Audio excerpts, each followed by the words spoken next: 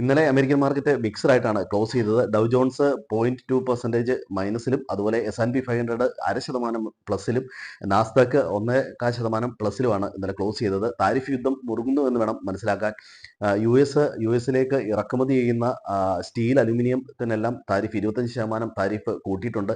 അതുപോലെ തന്നെ കാനഡയിലേക്ക് യു എസിൽ നിന്ന് ഇറക്കുമതി ചെയ്യുന്നതിനെല്ലാം 25% വെച്ച് താരിഫ് ഏർപ്പെടുത്തിയിട്ടുണ്ട്. അതുപോലെ യൂറോപ്പ് 25% താരിഫ് ഏർപ്പെടുത്തിയിട്ടുണ്ട്. അങ്ങനെ അങ്ങോട്ടും ഇങ്ങോട്ടും താരിഫ് യുദ്ധം മുറുകുന്നു.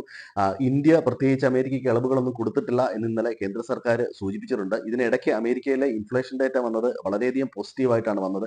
ജാനുവരി മാസത്തെക്കാട്ടിലും ലോയിലാണ് വന്നത്. ഇത് അമേരിക്കൻ മാർക്കറ്റിനെ ഏകദേശം പോസിറ്റീവിൽ ക്ലോസ് ചെയ്യാനായിട്ട് സഹായിച്ചു എന്ന് വേണം മനസ്സിലാക്കാൻ. മാർച്ച് 19 FOMC മീറ്റിംഗ് ഉണ്ട്.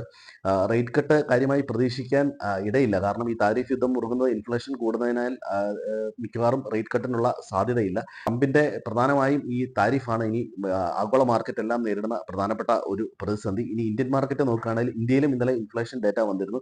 ഇന്ത്യയിലെ ഇൻഫ്ലേഷൻ നല്ല രീതിയിൽ കുറയുന്നു എന്നാണ് കണക്കുകൾ സൂചിപ്പിക്കുന്നത്. ആദ്യമായി 4% താഴേക്ക് വന്നിട്ടുണ്ട്. 3.6% ആണ്.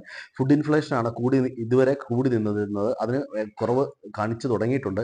ഒരുപക്ഷെ ഇനി വരുന്ന RBIയുടെ മീറ്റിംഗിൽ ഇൻട്രസ്റ്റ് റേറ്റ് കട്ട് ചെയ്യാനുള്ള ഒരു സാഹചര്യം ഉണ്ടായേക്കാം. അതുപോലെ മോർഗൻ സ്റ്റാൻലി ഇൻഫോസിസിനെയും വിപ്രോയെയും ഡൗൺഗ്രേഡ് ചെയ്തിട്ടുണ്ട്. ആ ഡൗൺഗ്രേഡ് ചെയ്തതിന്റെ എഫക്റ്റ് അതിന്റെ സ്റ്റോക്ക് പ്രൈസിൽ കണ്ടിട്ടുണ്ട്.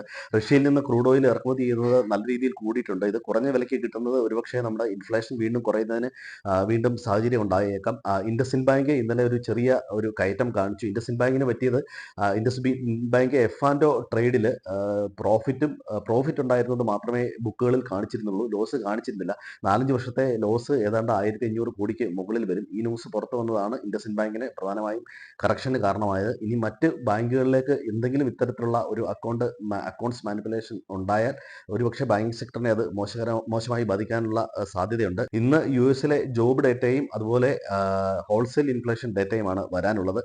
ഇന്ത്യൻ മാർക്കറ്റ് ഏതാണ്ട് 22,300 22,700 ലെവലിൽ കൺസോളിഡേറ്റ് ചെയ്യുന്നതായിട്ടാണ് കാണുന്നത്. ഏതെങ്കിലും ഒരു സൈഡിലേക്ക് മാർക്കറ്റ് ഷാർപ്പായിട്ട് മൂവ് ചെയ്യുന്നതാണ് മിക്കവാറും ട്രെൻഡ് ഡിസൈഡ് ചെയ്യുന്നത്. മിക്ക ന്യൂസുകളും ഇന്ത്യൻ ഭാഗത്തു നിന്ന് വരുന്നത് പോസിറ്റീവാണ്. പക്ഷേ താരിഫ് യുദ്ധമാണ് ഇന്ത്യൻ മാർക്കറ്റിനെ പോസിറ്റിവിറ്റി നഷ്ടപ്പെടുത്തുന്നതാണ് വേണം നമ്മൾ മനസ്സിലാക്കാൻ.